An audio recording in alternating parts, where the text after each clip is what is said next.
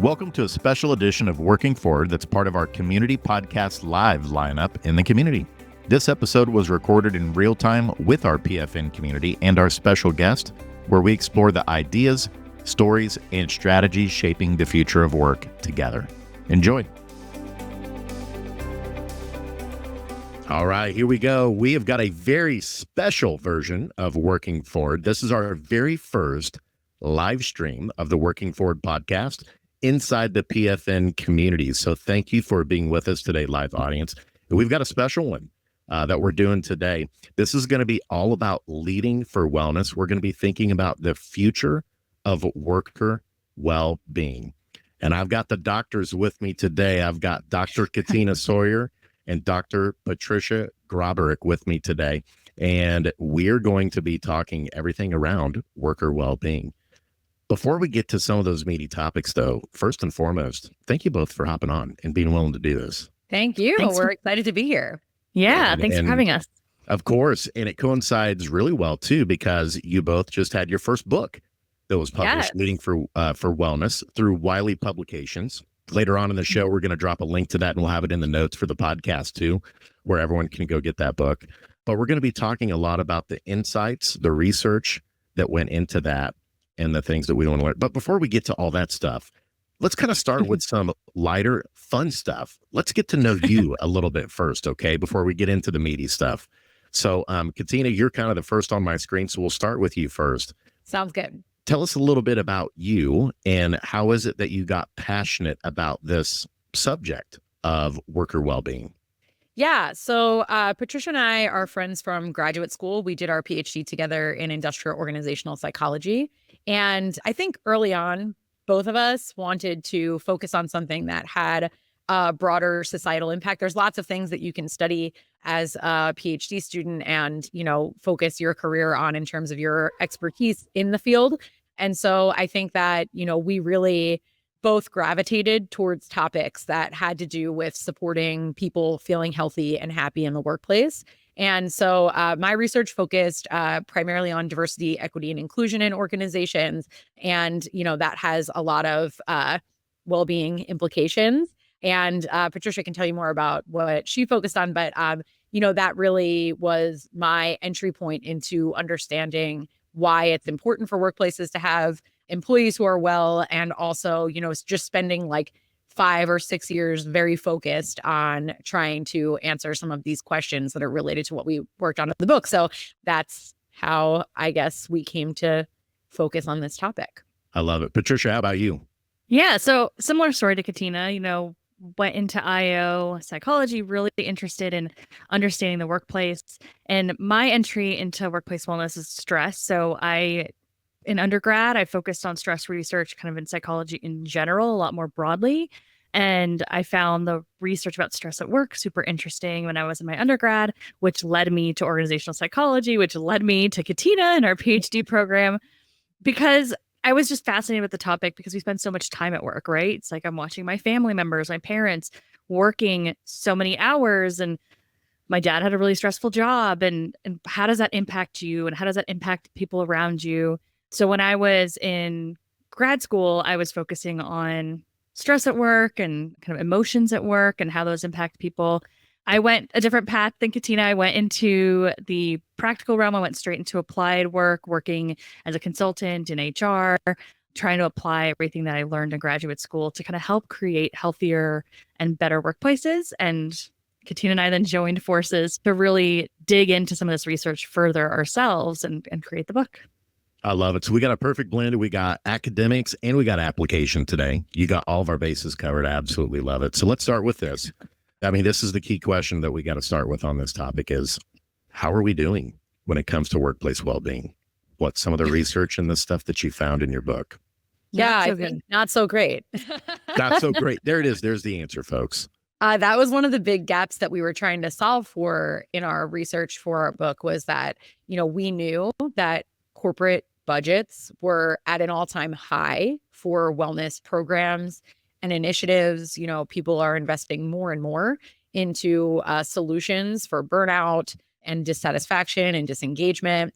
And yet, despite the fact that companies are spending more than ever on these solutions, employee well-being is decreasing. And that seems like an equation that doesn't make a lot of logical sense. And so we really wanted to dig into, well, why are these wellness dollars not having the impact that corporations might anticipate that they are? And how can we dig further into understanding what employees actually need to solve for this problem? Patricia, what would you share on that too? I mean, I think I'd echo. Katina and I are basically merged into one person at this point. So most of our answers are very similar. We're going to call you Latrina. That's what we're doing, right? Katina was the Katina, original there you name. go. When we had a placeholder name for Worker Being and we were trying to brainstorm what we wanted the actual name to be, our placeholder was Patina. So you're not far And then off. we learned what patina actually is. And it's basically like, if you don't know, it's like when copper Rust. turns that like green color, that like rust. Oh, So we're like, I don't know if that's the best name. So Yeah. The that's Rust hilarious. I love Girls. that story. Yeah. It's just transformation. That's what it is. But yeah, I echo everything Katina said in terms of kind of well-being continuing to decline. We're seeing like numbers like 30% or lower of employees that are saying that they are doing well. And of course, like I think the environment that we're in from like an economic perspective and social perspective, I think is making things harder. We were at a conference, and I know Katina has shared this story before, but she had encountered someone that actually was like, I don't know if I can get my team to thrive right now, but maybe we just want to make it less bad for people, because I think people are just really struggling. There's a lot going on and we are not addressing it appropriately in the workplace. We're putting in the money towards those programs, and the programs are not useful if people can't take advantage of them because they don't have the time, they don't have the capacity, they're overworked, they're exhausted. So how useful is a meditation app if you never even open it? There's a lot of challenges around, how we think about workplace wellness, generally speaking, in organizations, and really putting the impetus on the individual when most of the time the individual can't use those tools because there's other things going on culturally or in the environment around them that makes it hard to do. Okay. And we're going to get into that a little bit in a minute, kind of framing the problem here a little bit. But I want to go back to something you just shared around that leader that basically was like, the bar's pretty low. If we can just make it less bad around here, that's kind of the goal. As we're framing this problem, I would imagine there's a lot of things that go into this concept of when we're talking about well-being. You kind of reference some of those, like it could be financial wellness. It can be your physical health. It can be your mental health. It can be like the culture or the working environment. Is there any one of those in particular that seems to be more out of whack than the other in terms of how it's really affecting overall well-being than the other? Or is it just kind of across the board? That was a question we actually wanted to answer with some of the research that we were doing. So we wanted to understand, when people say wellness or well-being, what do they actually mean? Like, what is most important to them? So what came out of our research is that people think about all of those things: physical, emotional, mental, whether they feel like they have time to spend on things outside of work. The big picture, stepping back from all of those facets, is that people want to be seen as a whole person. So it's not just one thing. So often, a leader might think, okay, well, I want to support my team's health and wellness, and what's really important to me is physical health. So I'm going to put something in place so that we can all take a walk at lunch. But that might not mesh with somebody else's needs around mental health or emotional health. So it's multifaceted, and it also needs to be tailored to your individual team members. It can't just be a one-size-fits-all response. And so I think that's something that we really want people to take away from the book, is that you have to get to know your employees and what they mean when they say wellness, because everybody doesn't mean the same thing. And what you mean by wellness may not be what your team means by wellness.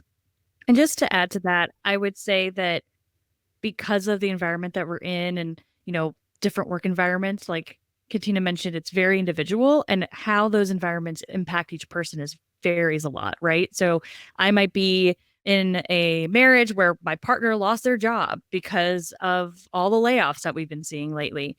That's going to impact me probably mental health wise, financial health wise, but then a different person who's dealing with just the cost of childcare, or they're both people in their relationship are working and things seem to be going well, but they're really struggling with kind of wrapping their head around some of the things that are going on socially, right? Whatever that looks like, I think just thinking about your question around where are people really struggling, I think that also varies. So what wellness looks like, what people care about, that matters to them changes based on who they are and where they are in their lives, but also where they're struggling is going to vary based on their circumstances. That's fascinating. And so eventually, I promise everyone, we're going to get to the happier stuff. We're going to get to the solutions later on, but we're really trying to frame and dig into the problem here because both Katina and Patricia did so much research on this. We really want to help everyone understand kind of the challenge. So a couple follow-up questions just to understand it even more. In your research, did you notice any trends related to remote, hybrid, and in-person work? Were there any interesting things around that where maybe one of those type of sub-items tended to lead to more unhealthy or well-being lower scores? So we didn't ask specifically from people like to talk about the way they work, but all the people that we talked to did have varied ways of how they work, right? And what we know from the research is being hybrid, being remote, and being on site all come with their own unique challenges. So what matters to a person that's remote, for example, might be, again, different to someone that's coming into the office. Someone that's coming to the office, stressors could include commuting, could be finding quiet space to focus. Those kinds of things can be really difficult, but then their benefits are social connection, which can create a lot of positivity and help with their well-being if they have good relationships at work. From a remote perspective, there's a lot of flexibility and people love flexibility and it can really help folks thrive. But we also talk about this concept of like integrators versus segmenters. So people that prefer to work in a way where they can flex between work and life pretty seamlessly. So remote work is great for them. They can do a couple meetings, then go do some laundry, then come back and do some more work, then go take a walk with their dog. They're flexing between the two. And so remote environments are great for them. But there are other people that are segmenters where they really want like a start and an end time, and they don't want to be interrupted by personal life. And sometimes being at home can be really hard for those folks because they're more likely to be interrupted with personal things going on. Or the boundaries at the end of the day might become a little bit more fluid because their office is right there, right? And that can be stressful for people that are segmenters or have that preference. So kind of, again, I feel like we're going to keep saying this, like it depends on the person. And that's why we're going to preview the solution. Like leaders really need to understand each person's unique situation, their preferences, what matters to them, because the solution is going to vary a lot based on who that person is.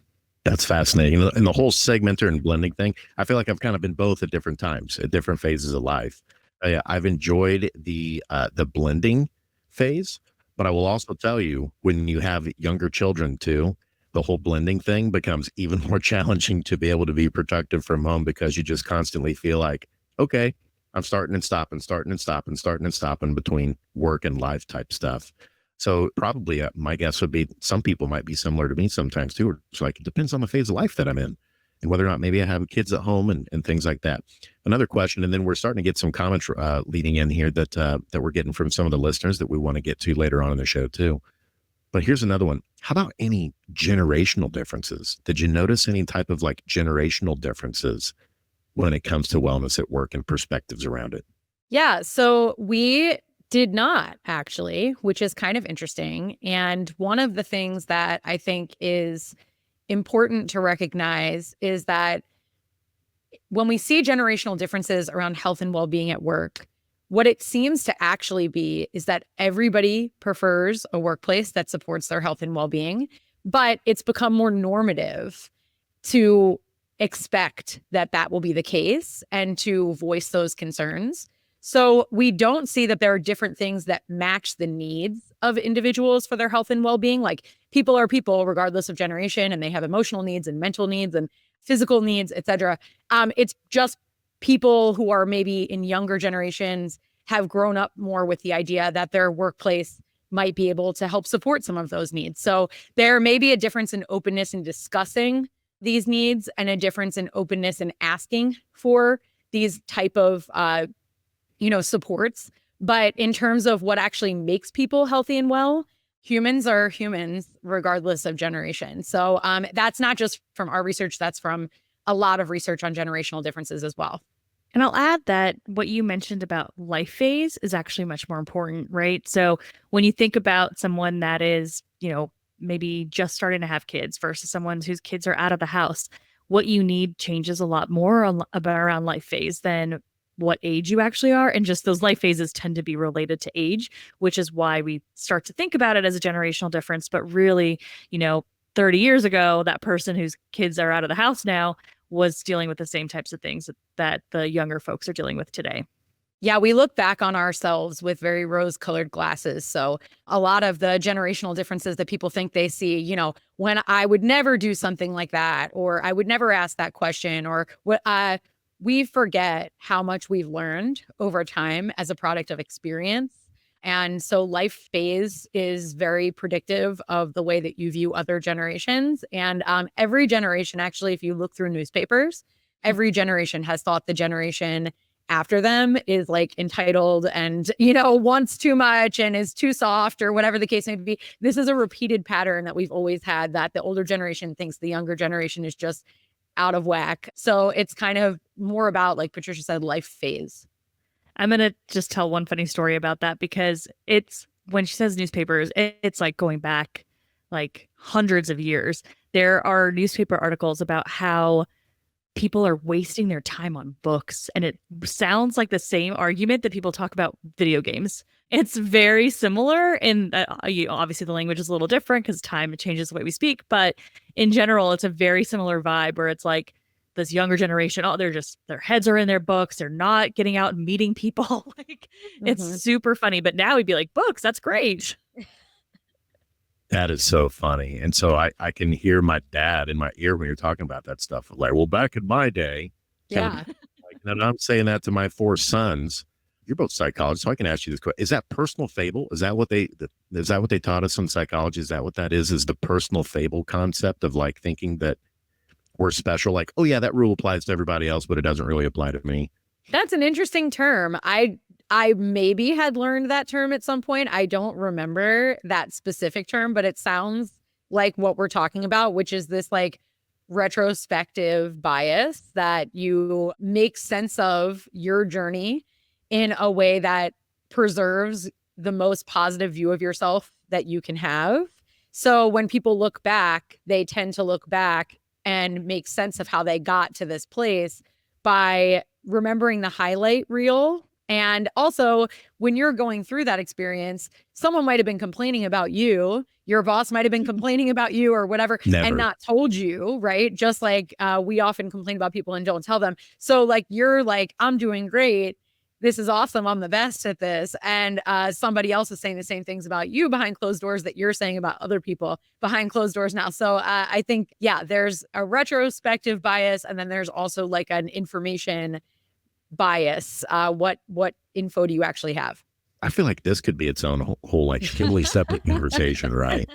Because I'm going through this with my kids. By the way, I looked it up. I was curious from a generational perspective earlier. I was like, what generation even are my kids? Because my sons are 11, 8, and 4. Turns out they're all part of the same generation, and they're part of, I think it's Gen Alpha is what they are. Gen Alpha are the ones that are from 2010 through 2024. Kids that are born this year. So I know we got Chelsea on the show. Chelsea, little Malachi, he is now part of Generation Beta, is what his generation is called for the 2025s and on. But it's even amazing even to think about those things. One more thing kind of around understanding this challenge, framing the problem around worker well-being. And that is obviously one of the biggest disruptions in the history of the world that's going on right now is around artificial intelligence. Did you notice anything coming out in the data around this concept of artificial intelligence and how it may already be impacting worker well-being? So when we were doing the study, it was obviously AI was still already a thing, but it hadn't blown up to the point that it did today. So we didn't notice anything. Everyone's really talking about the relationships, the people. And really, when it comes down to it, your experience, what matters in your experience is the environment that people are making.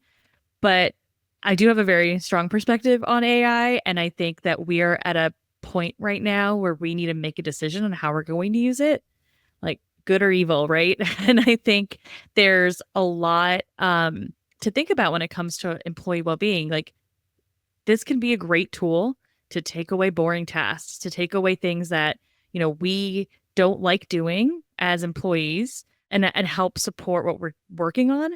But the concern that I have is, are we going to start taking away interesting tasks, right? We see like image generation, things like that, where people that are creative love doing that stuff, and we're taking that away. So are we going to be actually left with the boring tasks, or are we going to be left with the good tasks?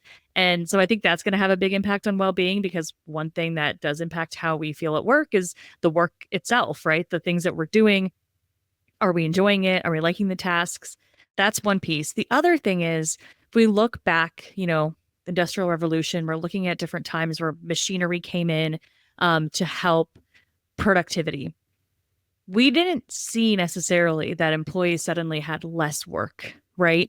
It could be a tool to help us right size our work environments and our workloads, but we could also see it being something that just helps this like hyper productivity machine that we're in right now, and requires employees to still work just as many hours. They're just going to be doing different things than they're doing now. So I think we need to make a decision as organizations, as a society, like, how are we going to use this? And can we use this to right size our workloads to make sure we're still enabling creativity and critical thinking and the things that make us human, while, giving us support on things that maybe are less fun. Katina, do you want to add to that? Yeah, I mean, I guess the only other thing that I would say is that we also need to decide when it's dumb to use it and when it's smart to use it. And, AI can do a lot of stuff, but it can't do everything. And it learns from us, right? So like, the reason that ChatGPT works in giving you answers is because it's pulling on stuff from the internet that people put on the internet. And so like, we still need people like making scientific discoveries and like doing things that help inform our understanding of the world. And that's what helps this to inform how we do our jobs. And like Patricia said, maybe some of the more boring tasks or even a more sophisticated task, but AI is not creating things and then using its own things and then producing new knowledge from that, right? We're not at that point. So I think also an over-reliance on AI, where people are just like, yeah, let's use it for this. Well, is that actually a task that it's good at doing? Can it actually analyze all of that data for you and make conclusions that make sense? Like, it lies a lot right now, and it'll probably get better at not lying. But I actually had an instance with ChatGPT where it told me it was tired. It was making stuff up. And I was like, why are you making things up? Like, this is wrong. And it was like, I'm very tired. But I want to give you an answer. So I just started lying. And I was like, ChatGPT, I don't like that. Like, if you're tired, just tell me. So now it will say like, you've asked me a lot and I can't give you an accurate answer. It learned that it shouldn't lie to me, but it was really trying to lie a lot before I asked it to just be honest. Can I double click on something Katina said in terms of picking the right tasks? I have unfortunately seen instances where leaders are using it to like write their performance reviews. It's one thing to want to polish it, right? Like, here's my performance review. Here's all the notes I have on the employee. Here's what I think. Give it to ChatGPT. Maybe you can make it a little bit prettier, whatever. But that individualization is so important, that personal touch. And if you're a leader using it to talk to your employees, like, that's going to create such a distance between the employees and their leaders. And everything we learned in our research is how important that relationship is to creating a healthy environment. So I think we have to be really careful that we're not over relying on it and using it for tasks that are going to actually be harmful in some way. That's a fascinating topic there, Patricia, because there already were some early indications from a Microsoft study that came out this year that a lot of people are starting to self-report that they're starting to get quote unquote lazier, that they can feel some cognitive decline because they're jumping too quickly to AI to solve something for them. And so they're not using those critical thinking skills. And I think that's a good reminder for leaders, to not always, like, you can't shortcut getting to know your people, or you shouldn't, right? Always take those steps to get to know them first, but then can you complement and use it to maybe to support some things? Yes, but you shouldn't rely it to be the intermediary between you and your people. That's a good warning on that. And then the other thing that you both brought up too, that I think is a good philosophical question for leaders to be thinking about, it was a good reminder for me is, legal, finance, tax stuff, that doesn't sound like fun to me. But you know what? There are people that think that sounds like fun and they do that for their job. That blows my mind. And it was a good reminder for me when you were talking about that like, as a leader, you shouldn't just rush to judgment through your own lens of what you think are the types of tasks that are rewarding and reinforcing for people. Because just because you may not enjoy those things, I don't enjoy those three buckets I just talked about: taxes, finance, legal. There's folks out there that all day long, they're like, yeah, feed me the taxes, the legal, the finance. I live in that stuff. That's what gives me energy. And I think that's a good reminder for leaders, especially in this episode, is don't just rush to automating things that you presume are things that folks on your team may not enjoy, because those could be things that they do enjoy doing. Really important questions you're bringing up here. Go ahead, Katina. I was just going to say it's the same with wellness solutions too. Like we were talking about before, that we had a story. I don't think it ended up in the book, but it was definitely a story that we got in the process of doing the research for the book, where, this leader was thinking that he was doing this amazing job of supporting his team's health and well-being, and was really just focused on like, well, what did he like to do? So he started this like cycling, bicycle. They had like a bicycle rental place in the industrial park where their office was. So he was like, every day at noon, we're going to do a 30-minute cycle around the industrial park together. And he was really frustrated that a lot of his team didn't want to do it. And he was like, this is like, you asked me for more stuff to support health and wellness. I did this cycling thing. You're not showing up. So obviously, like, you didn't really mean it, that you wanted me to support well-being more. And he was like an avid cycler. And so, it was just like, he was like, this is what I would want. So obviously everybody else wants this. And then when people weren't participating at the rate he wanted, he just assumed like, well, you thought you wanted this, but clearly you don't. And that was a big mistake because the person that we talked to was using that as an example of somebody who was well-intended, but didn't have the appropriate level of tailoring or personalization to the approach. That's so fascinating. That's such a good reminder that we have to step out and be mindful of others. And just because there's things that we enjoy and we get energy from that other people may not. I want to tag in on the thing, I think it was you, Katina, was talking about ChatGPT, that like it was lying about stuff. It's starting to get better. You caught it in a lie and you called it out, kind of thing. I had one of those experiences too this last year. I was asking it to run an analysis at People Forward Network. We're a consortium of podcasts. And so I wanted it to give a rundown, give me a list, of business to business podcasts in the United States.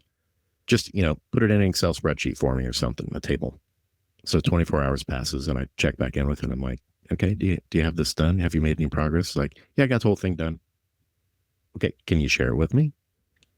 He said, actually, I need more time. And so I'm like, okay, fine.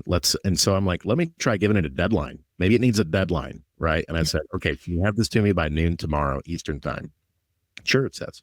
So noon tomorrow, Eastern time. I still don't have anything. I check in with it again.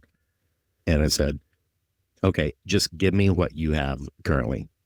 How many podcasts do you think it listed in that table for me? Oh my I would think not that many, but maybe it listed a whole bunch, but they were made up. That's another option. Yeah. How about you, Patricia? I was going to say 3. I don't know why that number came into my head. Oh, you're so close. It gave me 2. 3 was so close. It gave me 2. And they were both in People Forward Network already. And so I'm like, not only did you not really deliver, but here you are just kind of him-hawing around. You're lying to me, saying that you got it done and you didn't. And I'm calling you out on it. And you're like, I just need more time and then I'll get it to you.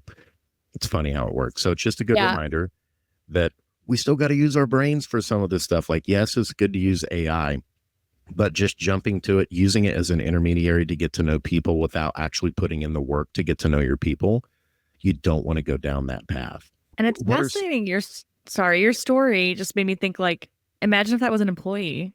Right. Wouldn't be okay with that. And yet we're still going back to ChatGPT for more, but your employee would be on a pip for sure if that was the kind of behavior that they had. Yeah. I love that. ChatGPT is getting on a pip if you don't get it together. Come on. I love that. But before we start getting into kind of more of like switching over to the solution side of like, okay, now that we're making sense of all this, what do we do to move forward to try and make things better for now, but also in the future? Before we move into that, is there anything else in terms of framing, understanding the challenge, the issue that we haven't covered so far that we should? One other thing that might just be an important note is that not only is there this gap between spending and outcomes, but there is also an increased awareness because companies have, invested and they're promising to employees that they're a place, many employers are promising to their employees that this is a place where you can have work-life balance and have your wellness needs supported. And it's a great work environment. And people recognize that that's important. So they're saying those things. It's becoming increasingly important and increasingly a decision-making factor for employees when they're deciding whether or not they want to join a company and how long they stay at a company. So, there's some really good research on making a promise and breaking it is worse than never having made the promise at all, right? And so if you're a company that has made the promise, you have to be ready to deliver on that promise. And a lot of companies are not, and employees are recognizing that, and they're trying to find workplaces that actually hold up to what they expect. And I think one thing we also didn't mention is like, why does it even matter? Why do we care if our employees are well? I think we kind of all jumped into this, like we all believe it. So here we are, but not everyone buys into this story. And I think it's really important to think about like why workplace wellness matters for a business too. Like if you want leaders to get on board, some of them need to know the business case. And the business case really is productivity and performance, right? Employees that are not doing well cannot perform at their best. They're not likely to achieve their goals. They're also not committed to the job or to the team. And so they're probably going to be doing less like positive behaviors at work. So if we think about like the business case for workplace wellness, it actually can really help drive productivity, high performance, high commitment, retention, like all the things that we want as business leaders. We want our companies to do well. And in order for that to be the case, we need our employees to be doing well so that they can actually bring their whole selves here to work and do a good job. So this gap that you've brought up, and I think this is a good bridge as we get ready to talk about solutions, this gap between, leaders saying we're investing so much, but we're still not seeing things, improve significantly in terms of engagement levels, in terms of happiness, in terms of health with employees. What are the things that seem to be getting in the way? Are they still doing maybe more of like the wrong things, thinking that they're the right things? Is it a lack of proper implementation and support? What do you think those primary things are that's still making that such a big gap between those two? I think it's really like an outsourcing. Oh, go ahead. Go ahead. I was just going to say, I think it's kind of like the big thing is that everybody's sort of got this idea that employee health and well-being is like outsourced to the company level. Like it's initiatives, it's programs, it's a step challenge, it's yoga at lunch. It's, these sorts of, which aren't bad in and of themselves. But I think what's happening is that people sort of have this assumption that this is something that happens outside of our day-to-day. So if you have a stressful day, you have this resource. You can, use an employee assistance program for mental health. Like it's not integrated into the way people work and what their day-to-day experiences are. It's more like a Band-Aid that people are putting over the root of what people's work experiences are, which is what's happening to them day in and day out. So it's sort of this outsourcing of health and well-being to this other thing that exists outside of the bread and butter of what you do. Yeah, it's like we have the programs the company puts out, and then it's an individual that has to do something about it versus the broader environment. And what we find is that generally the reason why people are not doing well is not because they haven't used a step challenge, it's because their workload is aggressive, right? They have way too much on their plate. Or they have people on their team that are kind of toxic and there's a lot of gossip, or they're constantly being berated by their leader, right? Those are the things that are impacting how people feel day to day.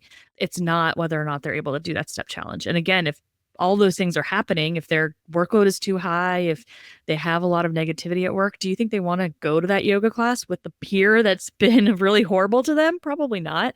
Do they have time to do that? Probably not. So there's all those things are stopping people from taking advantage of these like fun programs. And ultimately the programs are something that you layer on top of already a good environment, things that people could take advantage of if they have the time and the capacity, but they're not things that people should assume are going to actually solve any of the problems. So let's get into, you started to allude to it. We got to get to these ingredients. We want to make sure that we're putting the right things in order to help more people feel that they're doing meaningful work, feeling that feeling of well-being at work too. And so I'm hearing that we probably still have a lot of leaders that they think they're doing the right things, or maybe they're checking off the box like we did X, Y, and Z. Now it's on you kind of thing. Let's start paving the picture forward of what do we think this needs to look like to really do it well? What are some of those core ingredients that we need to be thinking about and doing to support workers? So I can start with, we have some like really key takeaways from our book that we can walk through. Ultimately, you've already alluded to this so many times. It's about the leader. Employees kept bringing up time and time again that the leader kind of made the difference, even in an environment where the broader organization is a disaster. If they had a strong leader and a strong team, they felt a lot better. They were able to thrive because their micro environment, their microculture was really positive. So everything that we share in the book is around the specific behaviors of leaders that do this well. And the first section, the first takeaway is no one wants a superhero. So what we found is that employees do not resonate with leaders that are not authentic, that don't show vulnerability. They don't trust that those leaders are, there to help them, and they don't see themselves reflected in those leaders, right? So you need to build a relationship with your team and your employees where you're actually able to be authentic to yourself, show where you maybe struggle, have some challenges, so that those employees feel like they can share the same with you. They can't get the help and support they need if they don't feel comfortable telling you that they're struggling with something, and they won't feel that way if they don't trust you. And a big way to build trust is that authenticity and vulnerability. Yeah. And I think another thing that we talk about quite a bit is this idea that leaders have absorbed over time this norm that exists in the workplace that the person who's doing the best job is the person who's putting in the most time. So we have a lot of overwork norms that exist in our workplaces, and particularly leaders have sort of bought into this concept that if they're always on, that's an indicator that they're doing a good job. And the correlation between time spent and performance is not linear. You can spend a lot of time doing things that actually don't contribute to positive outcomes. And actually, when leaders set this tone that everyone's expected to be on all the time, that decreases the team's wellness and well-being. They're trying to emulate you as the leader, and you're trying to probably emulate leaders that you saw prior to you. And it's very funny because we hear a lot of leaders complaining about overwork and the norms that exist in their workplace, and it can be very easy to get caught up in that. But they're also unaware of the fact that they're perpetuating that norm in their team, and they do have an influence and can play a role in stopping those norms from perpetuating in that way. And so we talk a lot about how a leader's job is really more about setting a tone than about spending the most time. And so if you're setting the wrong tone in your team, not only are you decreasing the well-being of the people on your team, you're also making your life harder because people will not think that they can solve their own problems. If you're like micromanaging or you're always on, they'll come to you for every little thing. They're not going to help each other solve problems because they're not in a team environment where that's like positive or normative. So you're always putting out fires and thinking that more time is always the solution. And actually, if you switched around the tone that you're setting in the team to be one of more positivity and gratitude and balance, your life would be happier, their life would be happier, and you would be more likely to see results. I'm going to just double click on the overwork piece. I think that is a really big challenge for a lot of leaders that have good intentions. So one of the things that I just want to highlight is we need to prioritize as leaders. That is so critical for us to be able to set the right tone, to give people the space and capacity to take care of themselves and do what they need to do. We need to make sure that we're effectively managing workloads. And sometimes it's, leaders above you that are pushing workloads down on you. So how you navigate that is critical to creating a really good team. I always talk about focusing on the vital few. I know a lot of organizations talk about the vital few, but how many of them actually practice that? Very few. But thinking through what are the actual business goals we have? What are the few things that we have to accomplish this year to really drive business forward? And what are we doing on this team, and how many of those things are actually moving those pieces forward, and what are things that we're just, we do because we need to do them or we feel like we need to do them, we keep doing them. Can we drop some of those? Can we deprioritize? So always thinking about the capacity of your team and prioritization, working with your leadership to say, these are the things that we're focusing on because of what your goals are. Does that align? These are the things that are deprioritizing. So paying a lot of attention to workload and how you're divvying up work and what you're saying yes and no to is very important for leaders as they're setting that tone and trying to focus less on, aggressive amounts of time spent at work. I want to come back to capacity in just a minute, but I want to share a personal story for me. When I first graduated and I was doing educational psychology work, working in schools, had a phenomenal first boss. Couldn't have asked for a better first boss. She was so good. She was so caring and nurturing, but she worked every single weekend. She would go into the central office administration building and she was working on Saturdays and Sundays. Now, she communicated explicitly to all of us on the team, y'all don't ever need to do this. But guess what? Did we feel it? She didn't do anything. She wasn't coming out being like, hey, can you answer emails on Saturday or Sunday? But all of us just knowing, even in the back of our mind, that she was going in on Saturday and Sunday and that she was putting in the extra time. When you have conscientious workers, I can't help but imagine that they're thinking like, well, gosh, even though I know that's not expected of me, I feel like I need to be doing that too. It's almost kind of like unwritten rule or norm that you kind of feel. And I remember that at that time with some of my team members would be like, well, gosh, like I feel like I should come in on like a Saturday or Sunday on occasion, even though she's not asking us to. And so I think it's just a good reminder for leaders as well, that it's one of those things, even though you may be communicating those things explicitly, like if you're doing those things to try and catch up on the weekend, that your people still can feel that sometimes, right? Even if it's not explicitly, like you've said, hey, I don't expect this from you kind of thing. And I'll just share from my own journey now at People Forward Network. I need to do a better job. Like a lot of times I'll be like, hey, let me get to the Slack. Now that the kids are to bed, it's after 8:00 Eastern time. Let me go and answer the Slack real quick. Well, I'm probably not being a good teammate and leader at times when I do that, to be sending the Slack at night, even though I don't expect them to see it. But it's like those kind of things are the things that we should probably, as leaders, be thinking more about is, okay, can I schedule this to send tomorrow morning instead of me sending it tonight? And those might seem like small things, but what I'm hearing both of you say is the research is really clear. These are the types of things that do make up culture. They're the things many times that are really important, that set up kind of like the unwritten rules or the unwritten norms that people start to think about. And it's just a good reminder around those things. So I want to get back to the productivity question, because that's a big one now with artificial intelligence. In several previous episodes, I've referenced this, and I'd love to get your reaction and your insights to it as well. Upwork had a study that came out on employees. I think it was in January or it was toward the end of 2024.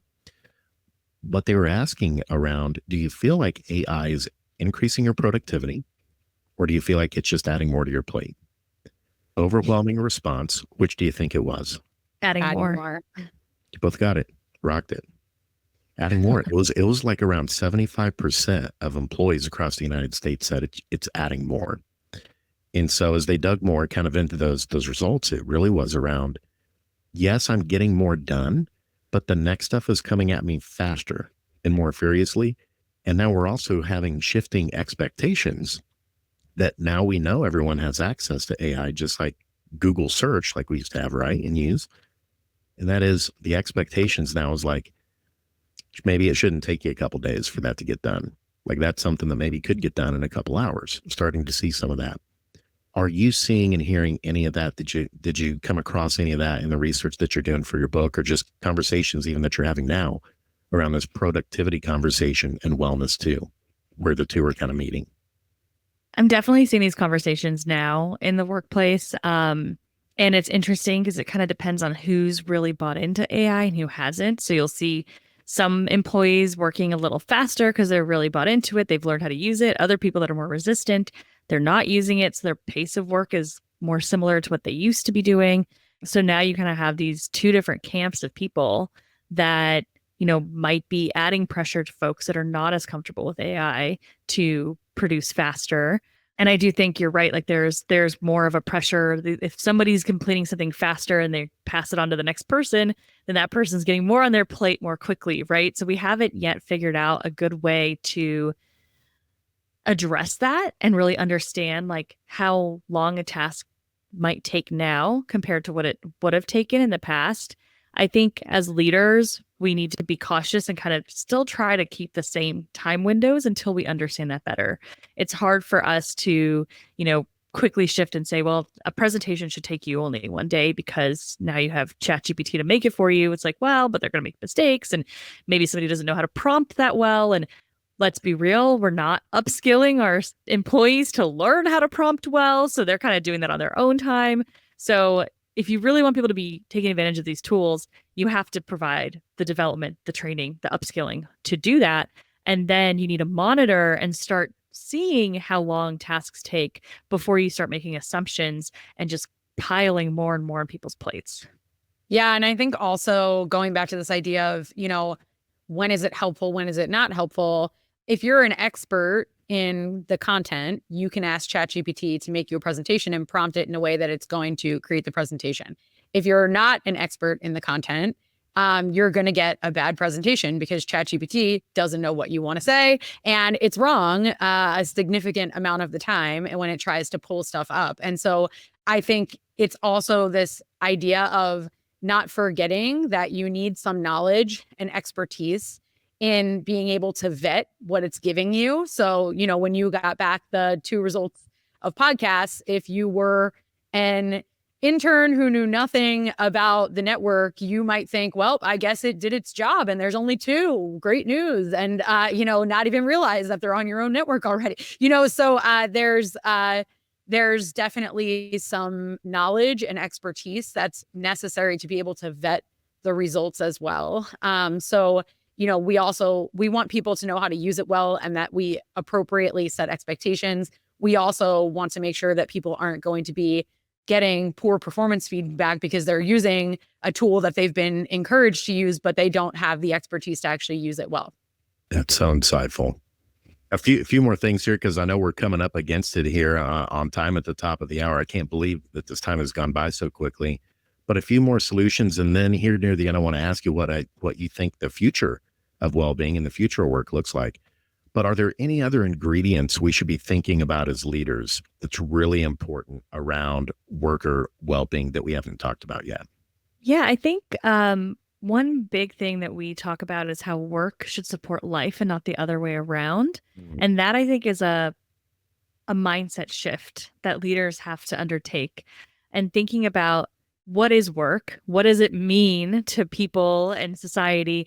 And realizing like, if I think we have this problem where senior leaders who are super invested in the company because they've got tons of shares and they're making a lot of money and all of this, don't always remember that for other people, this is not their entire lives, right? This is a piece of their life and their life is broader and they want to thrive in all aspects of their life. So think about how we can flip the way we think about work and that it should be supporting people's lives. It should be helping people's lives. So showing flexibility and recognizing that the way that you do things or they do things is not going to be the same, and that's okay. And because we care so much about life and these really effective leaders that create these good environments care about employees' lives, they're very supportive of boundaries. So we talk about this concept, boundary bouncers. So think about like a club, right? They're like keeping out anything that shouldn't be coming into the club because that's an employee's boundaries. So getting to know your own boundaries, setting them, showing employees that you are upholding your own boundaries, and then learning what your employees' boundaries are and helping them maintain them so that they can live the life that they want to live and will not see those violations that can kind of derail what they do outside of work. Yeah. And I guess the last kind of key, we've already talked about it a little bit, but is this idea of really planning around the person and setting aside time to build relationships with the people on your team so that you can anticipate what those boundaries are and what's important to them outside of work and you understand things that they struggle with. If you're just making assumptions based on your own work and life and challenges, you're going to miss a lot of really important information about your employees that you can use to tailor your solutions when possible to the employee. It's never going to be perfect, right? Like there are certain things that, let's say half your team wants to work in the office and half your team wants to work remotely. Well, that's a challenge to make sense of, right? But maybe you come up with some hybrid solution and you explain to the team that you've heard them. You've heard their concerns. You're working to come up with the best solution that you can. Here's what you've come up with. You're open to feedback on that solution. So this ongoing dialogue and listening and understanding and trying to put what you've heard into place is really important for creating solutions that actually work, because if you're just going off of your own assumptions, you're going to miss a whole lot. That's such good advice. That sometimes just a simple, I hear you, like asking, but then following up with people, I hear you. And then having that conversation, like, here's the stuff that's possible. Here's the stuff that we can't do. It's not all too different from a lot of times the nightmares that you hear from people when it comes to recruiting, hiring practices, talent acquisition, of people putting forth the effort to want to work somewhere, but then they don't even get like a call back to let them know about something or any type of response to let them know whether or not, okay, we have interest in you or not. Like, you just left kind of hanging. That sometimes we can kind of have a corollary there with what you just brought up, and that sometimes it's just a simple step of like, I hear you. I want to open this up. I hear you. And letting people know that those voices are being heard. And then saying, these are the things that we can, these are the things that may not be possible at this time. I got to tell you, the other thing that kind of came to a head when you were talking about this was, I think it was you, Patricia. You said like the well-being bouncer concept. Maybe that's what, you two combined. The Katina superpower is, well-being bouncers. And maybe there's some kind of like a branding thing you should do with that. I don't know how intimidating we are as bouncers, but maybe as boundary bouncers, we'd be more intimidating. Boundary bouncers. I love it. I love it. We're both under 5'4", so we're not so scary. Hey, that's okay. That's okay. Well-being is all about, mindset, all about mindset. Yes, exactly. Speaking of that, we are kind of like a future of work podcast as we're getting ready to wrap up here. I want to hear your predictions. So get out your crystal balls. When you think about the future of work and a lot of the changes that are going on right now, let's maybe, hone it into maybe the rest of this decade as we're approaching 2030. That sounds weird to say in 4.5 years here now. What do you see for the future of well-being at work? What does it look like? So I think enough people are starting to kind of get behind this idea that the programs aren't working, right? There's so much data that's showing that I think we're going to start to see a shift in how people think about well-being and start to kind of go in this direction of leading for wellness, creating environments, thinking about culture, thinking about how do you set a tone on the team that helps people do well. That's where I think we're going to go, assuming the momentum continues the way it's going right now. And that's where I hope it goes. I hope we're able to get to a place where people don't think about workplace wellness as a program, but they really think about it as something that's inherent to the way that work is done within a company. Yeah. And I think that's spot on. I know we've been talking a lot about technology and AI, but I think we're really going to go back to basics on this, because human beings need strong relationships and to be seen as humans, and to have time away from work doing things that fulfill them in other ways, right? And that fundamental nature of what it means to be a human being and what we need to support our well-being, like, that's pretty timeless. And so the more we get away from that idea and we try to think of well-being and wellness in all these other ways, the less we're addressing the human part of what people still need, regardless of how much technology has advanced. And so I think getting back to basics around meeting people's human needs is something that we hope companies will try to work on. I love that. Getting back to the basics. Makes me think of John Wooden being here in Indiana. Whenever he'd be like, hey, basketball players, before we go to work on any of that other stuff, let's make sure you got your socks on right. Let's make sure that you got your shoes tied and that kind of stuff. Yep. I feel like that's a lot of what we need. And I'll tell you, sometimes it just feels good if you primarily, work from home. It feels good to be whenever you're meeting up together in person. It's like, oh yeah, we need to work those muscles too. That's really important. Yeah. There's a reason why solitary confinement is a punishment, right? Oh, that's a good point. Yeah. Good point. Yeah. And it seems like we got a lot of people that feel like they're in solitary confinement the way that they're working. And you provided a prescription today for us. So thank you for sharing that. So again, as we get ready to wrap up here, the name of the book is Leading for Wellness. The authors are Katina Sawyer and Patricia Grabarek. We are so glad that you came on with us today. Before we leave, let's figure out some ways that we can get people to connect with you. What's the best way to connect with you, Katina? So you can find me on LinkedIn. You can definitely friend me on there. You can also find us at Worker Being on social media, and you can find out about us at workerbeing.com. And Patricia, you can say where they can find you. Same. LinkedIn is a great place to find us. And we can also email us at contact@workerbeing.com. If you have any questions or, want to hear more, we're happy to chat. I love it. We've got the workplace well-being doctors with us today. Thank you for spending time with us and educating us and our listeners on workplace well-being, not only for now, but in the future. Go get the book, Leading for Wellness by Katina and Patricia. It's a great read, and it's going to give you lots of valuable insights. Thank you all, and we'll see you next time. Thanks for tuning in to this special episode of Working Forward. Want to be part of future conversations like this one? Join us inside our PFN community at bit.ly/PFN community, where the future of work is happening now. See you there.